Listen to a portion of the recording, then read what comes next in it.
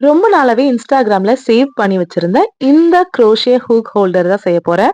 ஆனா ஹூக்ஸ் வைக்கல. Benz and markers வைக்க. என்கிட்ட இருந்த லாவெண்டர் யான் யூஸ் பண்ணிக்கிட்டேன்.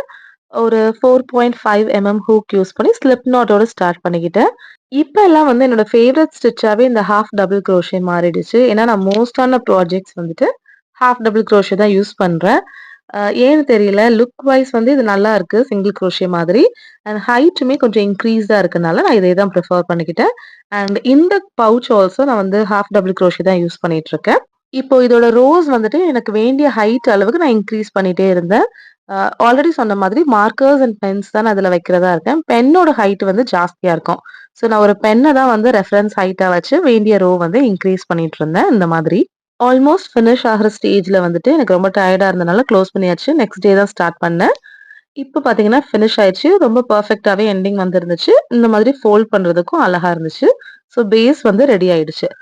இந்த பவுச்சோட சைட்ஸ் 2மே வந்து ஓப்பனா தான் இருக்கும். ஸோ நம்ம பென்ஸ் எல்லாம் கீழ விழக்கூடாதுன்னா, அதுக்கு வந்து கிரிப் தரணும். ஸோ நான் அதுக்கு என்ன பிளான் பண்ணேன்னா, இந்த மாதிரி டாப் ரோவும், கீழ இருக்க இந்த ரோலயும் வந்துட்டு செயின்ஸ் பண்ணிக்கலான்னு குட்டி குட்டி செயின்ஸ் பண்ணலாம் அப்டின்ட்டு 2.5 ஹூக் எடுத்து இந்த மாதிரி செயின்ஸ் பண்ணிக்கிட்டேன். இதுல நான் ஃபிக்ஸ் பண்ணி பார்த்தப்போ, பென்ஸ் எல்லாம் கரெக்ட்டா ஹோல்ட் ஆயிருச்சு. ஆனா, இந்த மார்க்கர் வந்து கீழ விழுது. மார்க்கரோட கேப்போட சைஸ்மே டிஃபரெண்ட்டா இருக்கனால, மார்க்கர் அதுல வந்து ஃபிட் ஆகல. ஸோ, அதுக்கப்புறம் தான் எனக்கு என்ன தோணுச்சுன்னா, மார்க்கர் வந்து நம்ம உல்டாவா வைக்கலாம். அப்சைட் டவுன் வச்சுட்டு, இந்த மாதிரி ஒரு மிட் லைன்ல ஒரு செயின் பண்ணிக்கலாம் அப்டின்ட்டு பிளான் பண்ணி ட்ரை பண்ணி பார்த்தேன். மெஷர்மென்ட் எடுத்து தான் பண்ணேன். இதுல வந்து பெர்ஃபெக்ட்டா ஃபிக்ஸும் ஆயிடுச்சு. அண்ட் தென் நல்லா கீழ ஷேக் பண்ணி பார்த்தாலும் அது விழல. ஸோ இதே கன்டின்யூ பண்ணலாம் அப்டின்ட்டு அந்த ரோலயே வந்துட்டு நெறைய செட்ஸ் ஆஃப் செயின்ஸ் வந்து பண்ணிக்கிட்டேன். ஆல்ரெடி பண்ணியிருந்த மாதிரியே. இப்ப இது வந்து பெர்ஃபெக்ட்டா ஃபிக்ஸ் ஆயிடுச்சு. இதுல என்னோட மார்க்கர்ஸ் எல்லாமே வந்து நான் ஃபிக்ஸ் பண்ணி பார்த்தேன். இப்போ வந்து கரெக்ட்டாவே இருந்துச்சு. நல்லா ஷேக் பண்ணி பார்த்தாலும் விழல. ஆக்சுவலா வந்துட்டு ஒரு பவுச்ச இந்த அளவுக்கு நம்ம ஷேக் பண்ண போறது இல்ல.